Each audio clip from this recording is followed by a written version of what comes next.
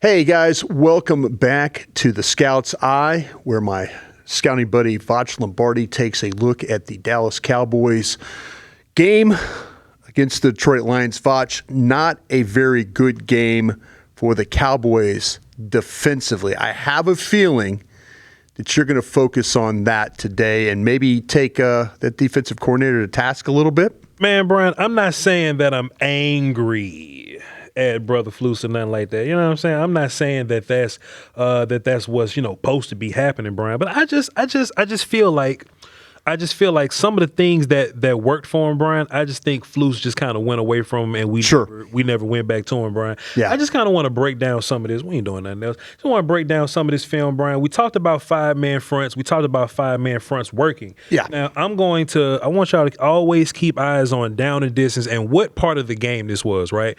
Brian, in the early portion of the game, the Cowboys were doing stuff.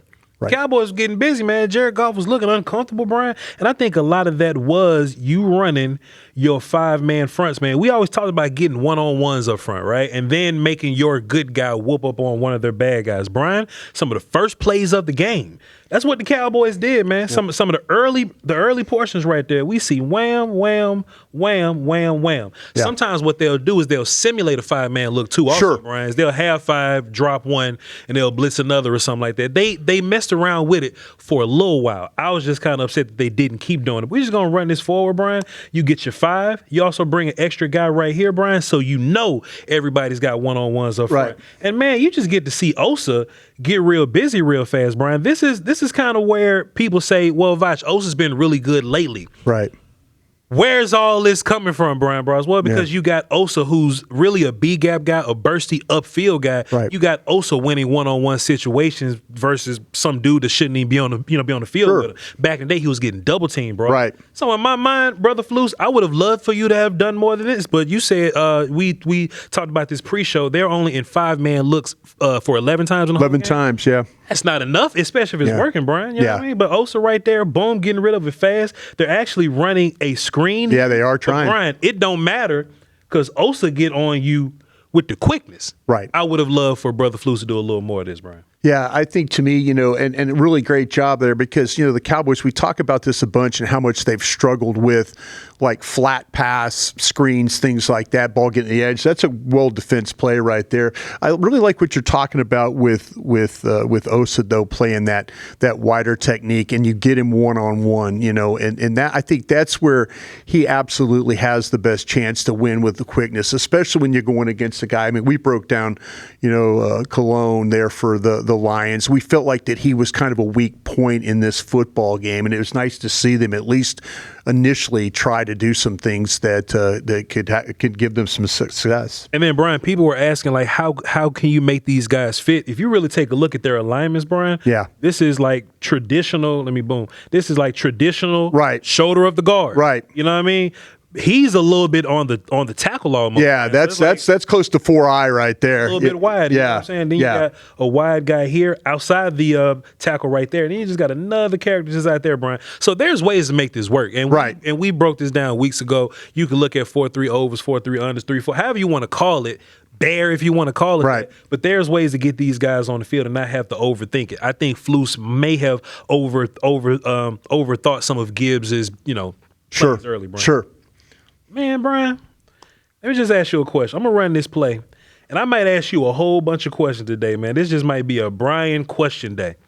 Brian, what you think Kenneth Murray had right here? What you think Kenneth Murray's responsibility was? Let me bring it back. What you think Kenneth Murray's, what was his job here, Brian? What was his responsibility? If he's here, okay, and I'm going to run this forward, you're going to get Decker, who's not a great athlete, Brian. Right. Taylor Decker's not a great athlete. Right. But Decker's going to lead. Gibbs is going to get that toss, pass behind the line of scrimmage. It's really a run play. Right. So you really got Decker, Murray there, and Gibbs there, open space. Yeah. You think Murray was supposed to fight all the way to the sideline, Brian? He just kind of. Honestly. Yeah. If you run this play back. Let's run it.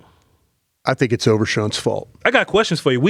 I got questions all day. I think when you look at, like, they're looking I think this is, look at Overshown's eyes here. Like I think his responsibility, I think they're playing some match stuff here. And I think he hesitates. Yeah. I think that Gibbs was his guy. Now, either he was passing his guy off to Murray, but it looks like with Murray's eyes or the way they're outside right here pre-snap. Sure. And then you look at that, like if you look at the eyes of Overshown, yeah, he's looking at Goff right here, but I think his responsibility is that back to his side right there. When that back goes away, he kind of hesitates. If you run the play, he points. It's like he points like, okay, that's maybe passing that guy off. Sure. But he gets caught. See how late he is getting over? Yeah. They got Murray all the way to the outside, really kind of taking on that blocker. Where's the fill? Sure. Where's the fill? Okay, if you look up top and we're up top here, we're struggling a little bit right here. Everybody's matched up with guys. Yeah. So you got everybody running. And then now it's like Overshown's looking like, uh-oh. And the Lions do a great job because they're going to pick him right here. Yeah. That's the wide receiver's going to pick him. So now you're in a situation where you don't have a fill player. Look at all the guys across the board. Everybody's got their back to the play. I think it's a really, really good design right here because they knew they were probably in a situation where they were going to get Overshown one-on-one with the back and they get him out in the flat. There's no alley player right there to make a play. So I think this is one of those things where Overshown points like your guy, but Murray was already too far outside with no help in the middle because he got picked. I think it's just a damn good design. So if it is match, yeah, would you assume that Murray's job is first person out? Would you say that there's Murray's job? I would say first person out to his side. His side. Yeah, is what I would say. That ends up being so look, you ain't wrong because this is what Bryan was saying, everybody. He's saying that maybe it's Murray's job to just take this as a blocker, and then Overshown should be here to fill up. Well, look at the down and distance, which you do a great job every week of pointing out. It's third and 3. Yeah. If you run back to the situation, what you got here. Murray, I think, is thinking he's trying to prevent maybe the crosser. He's thinking, okay, the way his eyes are at the snap, he's looking at potentially there's going to be a crosser there, and he's going to try and take that away. But see right here at the snap, Overshown's not moving. Sure. But, and now Gibbs is moving. So we're already at a disadvantage right there. I think if Gibbs was to his side, I think you would see something from Murray. I think his responsibility was trying to get to the outside, but I think Overshown, because of the pick, was late to get there. I got one more person I possibly because it was third and 3. I got one more person that I possibly could blame, Bryan Broaddus. Yeah. Let's take a look at James Houston right here. Yeah. Let's take a look at him because Decker releases on him. Right. So if you're James Houston, what you want, if somebody lets you go like that, retrace your footsteps at least. Yeah, don't latch on to that. Don't lose your balance. Yeah, for sure. Definitely don't lose your balance and fall down. Right. If you are James Houston, you kind of want him when Decker disappears, when Decker goes there. Retrace. You want him to stay square and just hang around right there. Right. Because something should be coming in front of you, not like behind you, because that's where Decker's going. Right. Something should be coming behind you, and lo and behold, it was like Gibbs right there. Right. So I'm ready to blame everything on Quinnen Murray and Flus. Oh, sure. But I think this is a combination of like 3 guys. I think there's some issues clearly here because I think Murray was worried about the inside route, and then the inside route actually turned into the pick. And then he tried to get outside, but Overshown, they don't have an alley player. I mean, they don't have somebody that usually alley players are, a safety or somebody comes down, but they're playing man coverage right here. And I think the fact that Gibbs is to the side, and there's this hesitation right there, and that's where Overshown gets picked. But then they overrun and all that, and it's a kind of a comedy of errors from there anyway. And for some reason, Quinnen Williams is the guy that runs him down. I like Quinnen a lot. Yeah. I like Quinnen. Yeah. Man, Bryan Broaddus, man, Flus tried to blitz a bunch of people. Yeah. You know what I'm saying? He some people don't always get opportunities to get blitz because Flus don't blitz all that much. Right. But Bryan, if there's one thing that's a common theme, I wouldn't even say in just the Lions game. We kind of been seeing this a little bit all year. Sure. Bryan, we'll just run this play. We'll come back and talk about it. We'll blitz Maris a little bit. Right. And Maris is real good at just being aggressive downhill. Right. if Maris got to do a bunch of thinking and redirecting Bryan, we might run into a little bit of trouble with Maris because sometimes he'll get over aggressive. Right. But if Maris got one job in a straight line, I think he's really good at that. Right. Maris is one of your better blitzers. Donovan Wilson is one of your better blitzers. Right. Overshown is one of your better blitzers. Right. Flus like to blitz Reddy Stewart, and you know what I'm saying? He does, to blitz people. yeah. You know, Bryan, it ain't my business. But Bryan, when I see Leofau make another impactful blitz, right, I'll just run this, Bryan. Boom, coming down. Leofau versus a running back every single time. Right. I'll take that matchup every single time. Right. You get a little bit of pressure here. Solomon Thomas also gets down. You get a little bit there. But we talk about surrounding Goff. We talk about making Goff feel uncomfortable. And then next thing you know, he's throwing passes into the ground. Right. With a little bit of coverage on the back end. Shouts out to that character right there. Bryan, why do you think Flus, first of all, Maris only played 7 snaps. Yeah. And 2 of those snaps was like the victory formation at the end. Sure. So he played 5 real snaps. Right. 2 of them, he blitzed twice, Bryan. Right. That's a 50% pressure rate, Bryan. I know. Which will lead the league if he kept doing it. If he played every snap, yeah. Why you think Brother Flus stops blitzing Maris? Or why can't Maris get on the field in some of these pass rush situations? I think to me that Maris Leofau is not a fit for what Matt Eberflus is trying to do.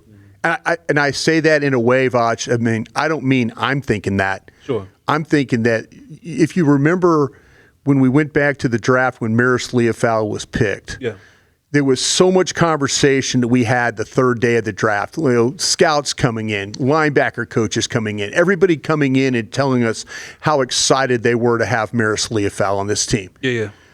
We've got some guys that are previous regime guys, sure, and we're not. They're having a really, really, really hard time getting on the field. And I think of a lot of it has to do because of maybe a previous regime thought about him in a different way.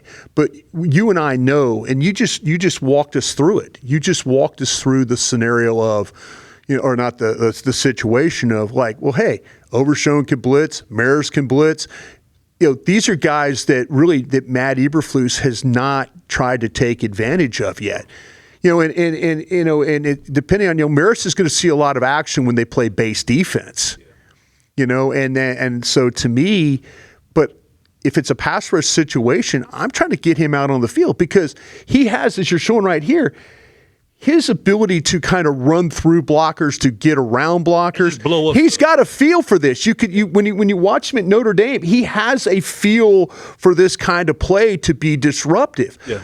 But for some reason, as much as he was a Mike Zimmer player, he is not a Matt Eberflus player. Yeah. And that's a lot of this defense, I think, is that way. Yeah. That there are guys that are playing that aren't, or the guys that are playing that probably shouldn't be because, the guy backing him up is not a good fit. I don't have a great answer for this one. I do not have an answer, and I really don't have an answer for why early in the game you affected this quarterback the way you did. Right there, you see that? And just completely go away from it. I don't have an answer for that. First quarter, 7 minutes. So all the good plays on defense are happening right up in that range. Right. And we stop. Yeah. We stop. Yeah. I hope it's not Flus. He got nervous from a big play and wanted to change everything. What scared him, kind of a thing? You got to look. Gibbs is going to do what he's going to do. Right. St. Brown's going to have a big play. If you're doing something that's working, especially versus an offense like this, that's hard to beat. Right. You got to keep doing like what's working for you, Bryan. Right. And man, I don't know, man. Maybe. Well, look, if you go back if you could, just real quick. Please. I mean, once again, there's a Solomon Thomas sighting there at the 3 tech. Watch him right there. Watch him come around, and how much has Solomon Thomas been playing? And I get it. You've got some guys, you've got some big time defensive tackles. Solomon was still one of your better. That's what I'm saying. I mean, like you have guys that are getting pressures or getting tackles, and it's maddening to find that they haven't been able to get on the field. Yeah. You should definitely find a way to keep Sam's on the field all day, every day, though. You know what I mean? Yeah. Bryan, just looking around, man. I'm gonna just run this play. I'm gonna let people just watch it, and we'll come back and we'll just have a little conversation about it. We'll get a little run. This the big Montgomery run right here, Bryan. Now this was just a bad display of tackling right here. Yeah, it really was. Bryan, I just want to ask. This ain't got nothing to do with nothing. I ain't being messy or nothing, but I just want. What you think Murray's job was here? Yeah. Well, what do you think Murray, like when he saw that? I don't. There's something that flashed to him. Like my thought is of him is responsible for. Now you've got Overshown that's going to try to fill the A gap to that side. Do you feel like that Murray is kind of like a C gap player here? Because it looks like Solomon Thomas, and here I'm just talking about him. Solomon Thomas is getting pushed. Look at Osa Odighizuwa, what happens to him. And you wonder, are they playing this almost like a, let's see if you run, is this like a slant front? Because Osa rips. I mean, Osa is trying, if you go back, is this a responsibility where we're going A gap, and all of a sudden there's a fill, so it's like a run. And again, I don't know the situation with Overshown. Is Overshown okay? It's a hard inside charge with Osa. I'll tell you when to stop it. Stop it right there. Okay, hard inside charge A gap. Is Overshown supposed to fill the B gap, or is it supposed to be on the back side here with the edge supposed to come fill down? To me, the way they're playing this front doesn't make a lot of sense. Let me explain what you're saying for the viewers listening. On defense, you have to have what they call gap integrity. There's no such thing as we got three people in A gap on purpose. Right. You know what I'm saying? Right. So what you possibly saying is if Osa is slanting and ripping, he'll end up in A gap. If he's in A gap, Overshown shouldn't be. Right. Overshown should be like right there. That's right. And see, but I wonder about Houston, because Houston like he should be in. Because you got Ravel's playing like Ravel's going to take the outside. So it's like, to me, it's like they kind of messed up the slant is what happened. Like, they're trying to fill all the gaps, and what happened is they didn't fill the front side A gap. So that's why Murray kind of ends up here. Yeah. And he saw something that made him jump there. Right. He maybe thought that he was going to get a bounce. But Montgomery. But look at Ezerako. Ezerako should be down inside because you got Reedy Stewart on the outside. He's coming down. So this is a really strange way of playing your front. Because they've been really good when we've watched some of the games, like you've broken down film for us before, the Kansas City fits. It's like you see the tackles, you see the end, you see the linebackers. This to me, like, Murray, probably wrong, but I wonder what's going on with everybody else, because you get, like I say, Osa gets completely washed. And now you're in a situation where Solomon Thomas is not in good shape right there. And then they get to the linebacker as well. So that's as bad as it gets right there. Then the bad tackling on the end, Brian. Right. It's just tough. Brian, shockingly enough, we at the end of the game and the Cowboys kind of still in it. Yeah. Cowboys still in this thing. I like to spoil y'all with the down and distance there. You do us a favor every week. We appreciate that. The score is 37-30 at this point. Yeah. You need to stop. 2nd and 9. Right. Detroit on the 50. Right. Brian, why? Why is that the case? Yeah. So I've been saying all week, Brian, and now I'm going to take an opportunity to match the visual with something I've been saying. Right. This is a timing-based offense, Brian. I want everybody to kind of look at Jared Goff in relation to St. Brown here. Yeah. What you're going to get, you remember when Mike McCarthy first got here and it was a big deal about Dax planting his foot and a receiver should be in a certain place and the ball should come out at a certain time? Right. They're going to just let St. Brown, they're just going to let St. Brown just run free and Jared Goff plant go. Yeah. Brian, this is a timing-based offense. Yeah. That's going to be if they ran this play 100 times, that's the same rhythm every single time. Every single time. Play action, snap back, throw. Yeah. Play action, snap back, throw. Play action, snap back, throw. Yeah, this is, as you say, though, this is one of the bigger play action teams in the league. Yeah. And they have success on it like Dallas has success. But that right there, to me, I don't know how you would, you play coverage. Yeah, you're thinking that they're probably going to run the football here because you got all those guys in the box. Yeah. But man, you just got to get up on them and just try and be disruptive at the line of scrimmage. You can't give them free access like that in route. You can't. No, not with a program, not with an aggressive play caller the way that, everybody thinks, oh, just run the football and get them to use the timeouts, whatever they have to do. Not this guy. This guy's gonna take some chances throwing the ball. Now, Brian, also too, I just kind of want to show something to you. And if I'm capping, tell me I'm capping, right? Right. Detroit's about to run play action, about to fake the run. Yeah. You got these three here. Right. Look and see who recognizes it first. Yeah. Let's see of these three players.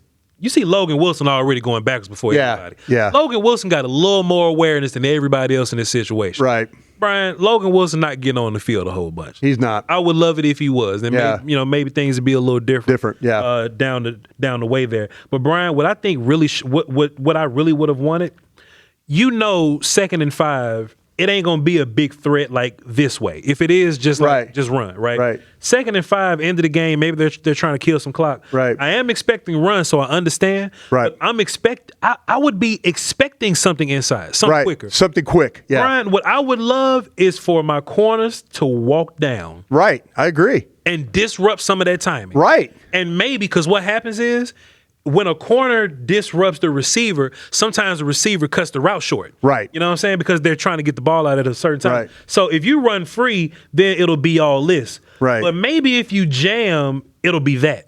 Right. And if it's that, then maybe your linebackers got a better opportunity to make a play, Brian. I agree.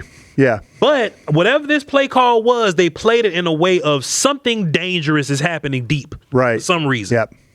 And you got all this field wide open. Yeah. It's and especially a team that runs as many in-breaking routes as they do. They run them all, Brian. That's their offense. Play action and crossing routes is all it. That's it. They're big. We've talked about that a bunch. They were big run after catch, and so here you are right there, though. Like you're going to get run after catch, but unfortunately, though, you did not play at the level that you needed to play. Brian, look, man, this sounds like I'm torturing you a little bit, man. We got a little bit more to go, man. We ain't got a whole bunch. Let me put some legs on this. Brian, this is another example of Flus kind of confusing me, or just I'll just say the players, because the players only gonna do what Flus tell them to do. Sure. But Brian, let me just ask you this. Make sure I got my arrows here. Brian, what we're gonna get here? Let me run the play because people will complain that I'll start talking before I run the play. All right, y'all. There's the play. Y'all see it? Mm-hmm. Another big play. Right. Over the middle, cross or slant, whatever you want to call it, right, Brian? Right. Brian, I'm curious. I look at Rebel's technique. Right. In my mind or my estimation is looking like, man, we push you to the sideline. Right. Right. Brian, let me ask you this. You see Reddy Stewart's technique. Yes. He's kind of working outside leverage right now, Brian. Right. You see him, boom, working outside leverage immediately. Right. Lines are running crosses. Brian, let me ask you this. With Revel and man, which is outside, and Reddy working outside leverage. Where's your safety? Do you think Shamar James was supposed to be blitzing right here? I was watching the play, and the thing I was thinking about was at the back end there. I was thinking about Wilson standing right there, and I was wondering if he was supposed to. I think this was a situation. The back is out, back's picked up. This looks like, though, that it was a blitz. And what happened was, I wonder what was happening with the safety here. Yep. To me, because I think James is right on the blitz. Stewart playing outside technique. Maybe they were trying. You would like to believe they were trying to maybe bracket St. Brown there. So look, that's kind of where I'm at with it, Brian. That's where I'm kind of like confused for real. Yeah. Because if they're trying to bracket St. Brown, then okay, Reddy would have the outside leverage, but I would think that Shamar stays. Yeah. If they're trying to bracket. Well, maybe they're trying to bracket him with the safety. I mean, it looks like to me, though, when you watch it, it looks like to me that James was on a blitz, because back out, they've got the back picked up to this side. They've got Gibbs picked up down here at the bottom. So that would mean, like I said, to me, James is on a blitz here. I mean, they're trying to bring pressure because he doesn't hesitate. He immediately goes. I think what happened is, to me, the safety play, they're not, everything is coming underneath on you. Yeah. And you're dropping, you're playing at depth. I'm just curious why Rebel's bailing. Yeah. Outside leverage. Yeah. He's going to lead with the running back. Right. He should be just staying there. He should. In my mind. In your mind. What a sound defense will look like, just keep him there to cover hook and curl, just anything crossing the middle. He blitzes. Yeah. He blitzes with. They try and this is the 5. This can be 5. That'll be your. That's your 5. Yeah. But if that's gonna be your 5th rusher, Brian. Yeah. And hell, bring Donovan down to kind of do something. That's where I'm saying is I think that what you would worry about though is that if you brought the blitz, they're going to throw something quick. And the quick would be the underneath route, the shallow cross or something like that. And in this case, though, to me, it just with Wilson's the way the depth and then the drop by Stewart. Yeah.